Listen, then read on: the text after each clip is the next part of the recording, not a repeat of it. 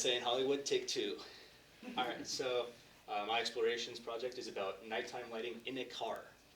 So why did I do this? Well, because lighting was my weakest link in film. When we were given this project and this topic for explorations, we were told to do something, a film skill that we weren't too familiar with, or something that was something new to us. And lighting has always been my weakest link. It's something I've struggled with, and I've always struggled to get good or perfect lighting for a camera shot. So figured now would be a perfect time to dive deeper into lighting. And one thing that I've learned, and one thing that I firmly believe after all of this, is that lighting can truly make or break your shot. It can take an okay shot to make it a really great and beautiful shot. And it's also pretty cool once you get the hang of it. And so just kind of like a layout of my steps. Do my research, which was the most time consuming. It's understanding the difference between lights, setting up the lights correctly on set, filming each scene, making sure, again, that the lights were where they needed to be, and then editing.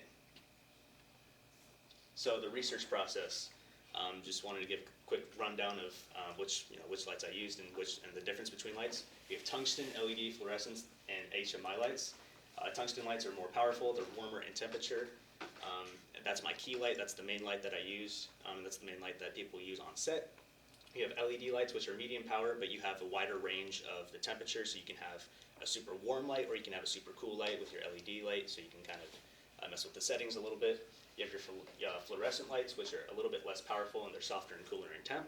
And then you have your HMI lights, which kind of replicate daylight. However, we don't have access to HMI lights, and all the seniors, if we have fluorescent lights, took all the fluorescent lights. So I was stuck with the tungsten and LED lights, and then it was time to go acquire those lights. All the seniors had taken all of them, so I got one tungsten light and one LED light for the entire project, which was a lot of fun to try and mess with the lighting with limited resources. So the filming part. We filmed this right outside of Freestyle at like 9:30 at night. And I just want to show kind of a before and after. This is, the picture on the left is my buddy David, he's the actor, and he came out 9:30. This is with a tungsten light, an LED light, and a light from the side of a building. And then this is with just one LED light that was super far away.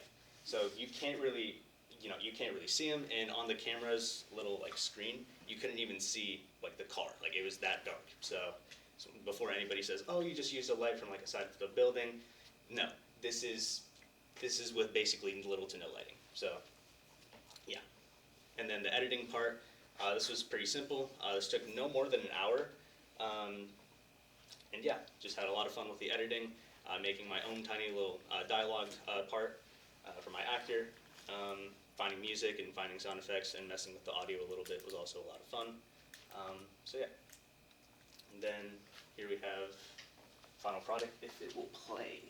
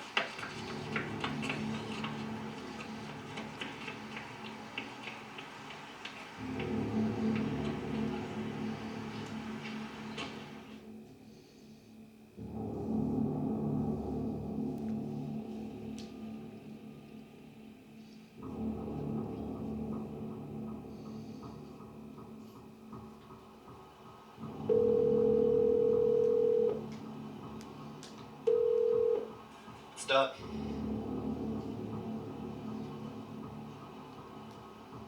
No, I didn't leave anything behind. I told you I handled it. It's fine.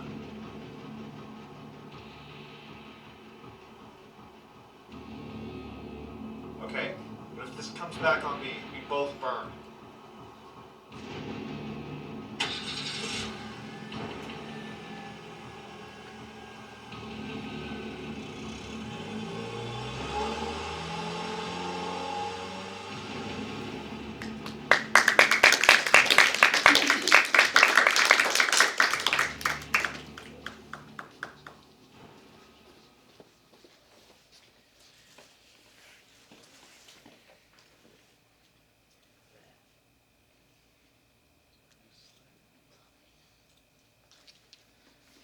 So I hope you guys enjoyed that. Just a couple of takeaways and kind of just my personal reflection. I've learned that lighting is essential whenever you're filming or taking photography. And Mr. Taylor says all the time, get the shot. You know, in film, we always want to get the shot. We always just, you know, whatever it takes, you know, to get the shot that you want. You know, whether that's waking up super early in the morning, staying late at night, get the shot. And I've learned that, you know, lighting plays a key factor into getting the shot. A couple things I just would have done differently, you know, just my personal reflection. Gotten more lights if the seniors hadn't taken them already. I feel like having an extra LED panel or two would have been really helpful.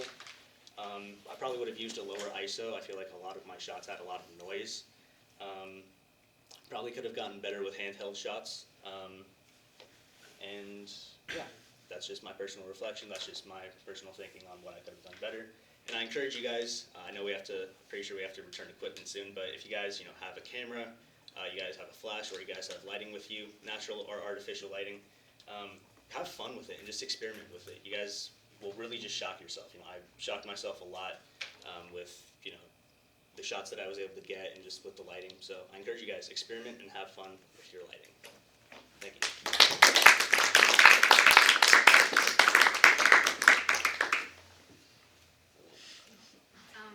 I think it's really good. Like, the lighting really created like the tension of what you're going for, and like the music adds on to it. It was like kind of like movie level, but you know. Thank you. Yeah. Thank you. Appreciate it. I know you said you could have done better with the handheld shots, but I kind of like the cell shake choice.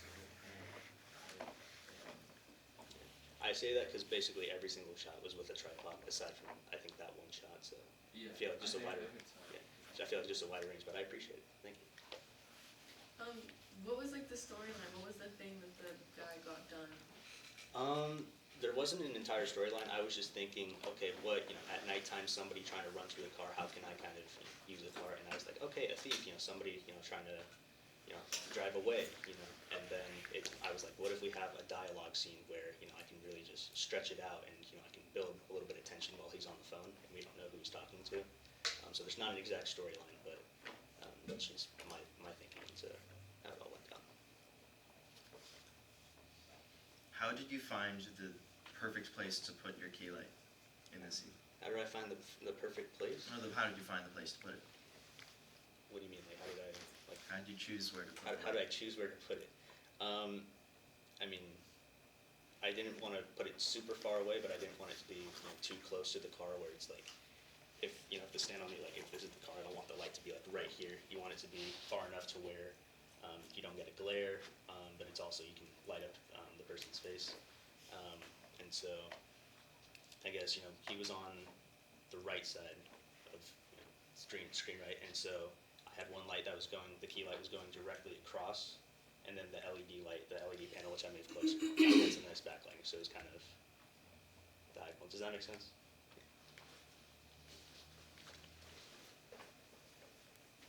I was expecting a twist, like some sort of funny thing at the end, you know, build up this tension and so, whatever. We have the Huber unit for that. Okay, great. So next year we'll expect a continuation of that? Say again? Next year we'll expect a continuation of that? Oh, yeah. A humor twist? Yeah, no, David loved helping out with this, and so I'm definitely gonna look into continuing this.